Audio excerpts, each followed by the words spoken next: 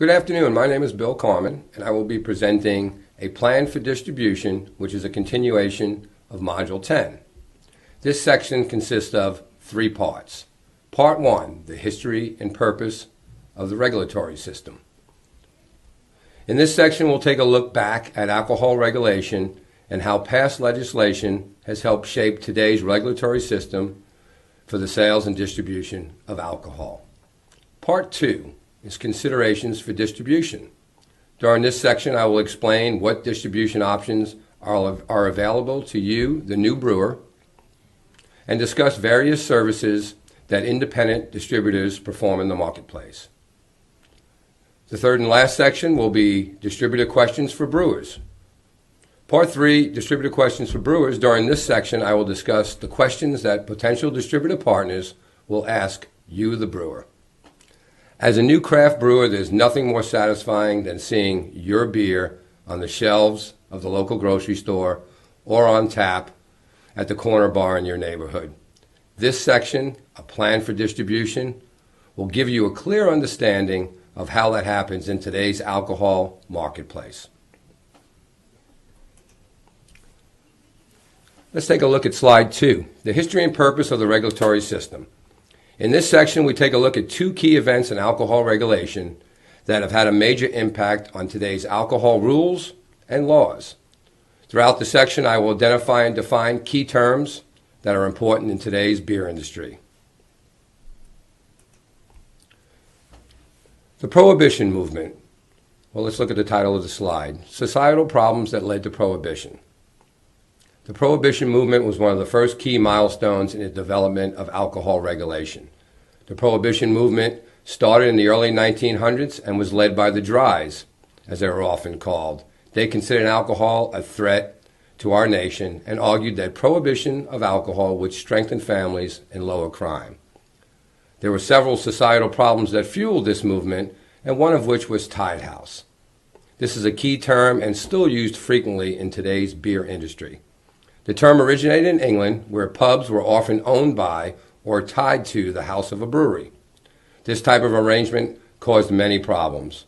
One of the problems were excessive promotions or price slashing by these manufacturers. The irresponsible behavior often led to overconsumption and all the issues that are associated with that. Large manufacturers controlled pricing and product selection in many saloons and bars across the country. These societal problems helped the Prohibition movement gain support, and eventually the Dries won out over the Wets, those who were opposed to Prohibition, and in 1920 the 18th Amendment was created and Prohibition officially started in the U.S. What did the 18th Amendment do? Well, it prohibited the manufacturing, transportation, and sale of alcohol within the United States. The 21st Amendment repealed Prohibition. So what happened? The reality of Prohibition was that it just didn't work for several reasons. It was difficult to enforce. Had way too many loopholes. In the U.S., jobs were lost as a result of closed breweries, closed distilleries, and closed saloons. The federal government lost tax revenue from alcohol, and it was a costly expense trying to enforce Prohibition. Bootlegging, or the illegal manufacturing and sale of liquor, occurred in a large scale across the U.S. By the late 20s, early 30s, the public sentiment turned against Prohibition.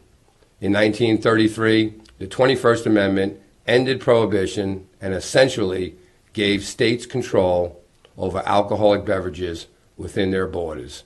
Prohibition was over. Slide 5. What emerged from the 21st Amendment was 2 very different regulatory models. Government sales. This type of model allows for state governments to control the sale of alcoholic beverages. The second model is license the private sector and then regulate. This is the model that Florida chose to implement. This system allows for private ownership of all licenses that sell alcohol in the state.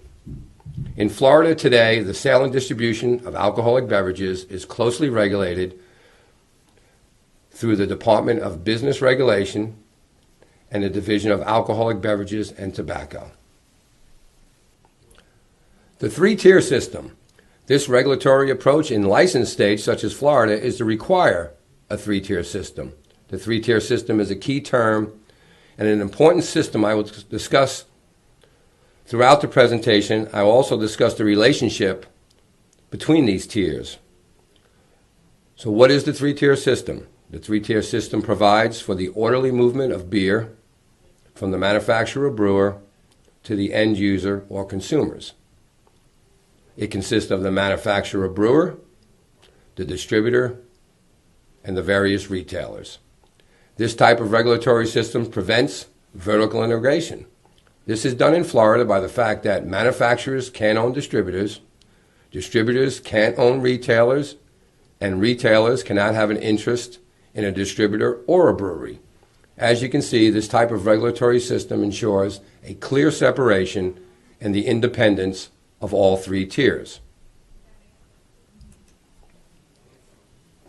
Tied houses and financial assistance prohibitions. Having separation and independence among the tiers has helped prevent many of the pre-prohibition tactics we discussed earlier in this section. In Florida, there are very specific tied house rules that all distributors and brewers must be aware of. Listed on the slide are a few that are important. Credit sales are prohibited. Consignment sales are prohibited. Expensive equipment is prohibited. An example of these items are draft pouring systems and refrigeration. These types of items are not allowed to be given to a retailer by the brewer or the distributor. Shelf space slotting fees are prohibited. These are fees paid to a retailer in order to gain space or be placed in a cooler or on a shelf. As I stated earlier, it is important that you consistently comply with tied house laws in your daily activities as a brewer.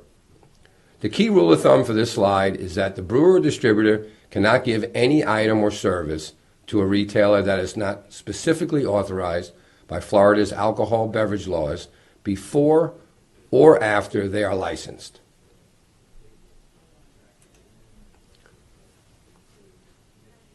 Independent distributors. The distributor agreement is a mechanism that helps maintain the independence of the distribution tier. What does this mean? It's extremely important, as I stated earlier. It helps create separation between the brewer and the distributor tiers and prevents brewers from having a financial interest in a distributor. This ensures that the distributors are truly independent and free to carry any brands they want to. This independence is required by law and has helped small brewers get to the market in an efficient way. These distributor agreements also have exclusive territory provisions. This is important for you, the craft brewer, as you will want to know exactly what particular territory a distributor has the rights to sell your beer in. So what does the three-tier system and Florida's regulatory system provide in the way of public policy benefits? Let's look at the slide. First, more accountability for product in the market. More local businesses in all tiers. More access to market for small brewers. More level playing field for small retailers. More choice and selection for consumers. This concludes part one of this section, which I hope gave you some perspective in regard to alcohol regulation, where it came from, and how it has evolved.